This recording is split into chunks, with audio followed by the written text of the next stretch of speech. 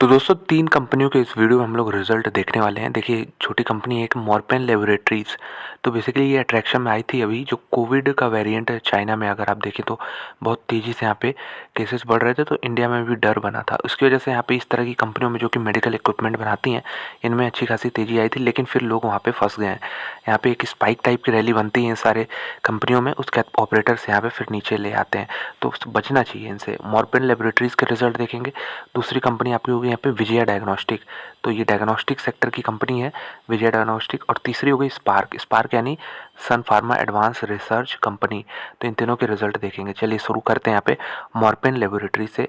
तो यहाँ पे अगर हम देखें टोटल इनकम कितना हो रहा है, तो 346 करोड़ का फिगर है। पिछले क्वार्टर में 384 था, एक साल पहले 375 था। तो ईयर ऑन ईयर भी घटा है, क्वार्टर ऑन क्वार्टर भी फिगर घटते हुए नजर आ रहा है। और यहाँ पे एक्सपेंसेस भी घटे हैं, जो कि अच्छी बात है। तो इसका असर क्या हो रहा है, प्रॉफिट बिफोर टैक्स अगर हम देखें तो 17.5 करोड़ का फिगर है।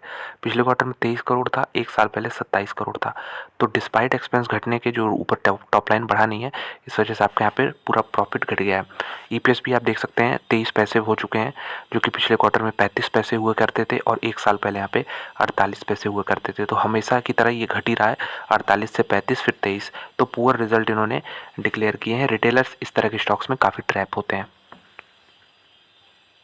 डायग्नोस्टिक सेक्टर की कंपनी विजया डायग्नोस्टिक कंपनी अच्छी है, स्ट्रॉन्ग फंडामेंटल्स हैं। बस यहाँ पे आप कह सकते हैं कि थोड़ा महंगा है, और यहाँ पे जो रेवेन्यू बनता है कोविड की वजह से जो एक्स्ट्रा बन जाता है इन सारी कंपनियों का, वो अभी फ़िलहाल देखने को नहीं मिल रहा। तो इसलिए यहाँ पे आपको पिछले का फिगर से कंपैरिजन करना बनता नहीं है।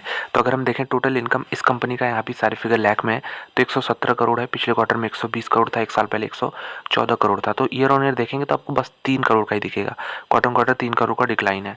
तो यही चीज़ मैं कह रहा हूँ कि अभी फ़िलहाल इसमें सब कुछ स्टेबल ही है।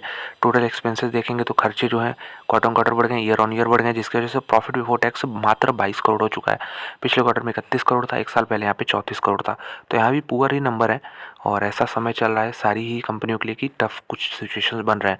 1.6 का ईपीएस है, पिछले क्वार्टर में 2.3 था, एक साल पहले 2.4 था।